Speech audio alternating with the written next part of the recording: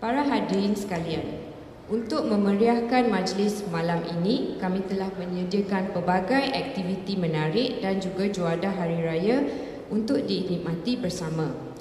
Semua ini dibuat khas untuk anak-anak agar mereka dapat menikmati kemeriahan Aidilfitri. Akhir kata, saya ingin mengucapkan ribuan terima kasih kepada semua tetamu yang hadir bagi meraihkan sambutan malam ini. Semoga Aidilfitri ini membawa keberkatan, kebahagiaan dan kegembiraan dalam kehidupan kita bersama. Bunga cempaka harum mewangi, disunting dara buat hiasan. Sekian saja bicara dari hati. Moga bertemu di lain kesempatan. Sekian, terima kasih.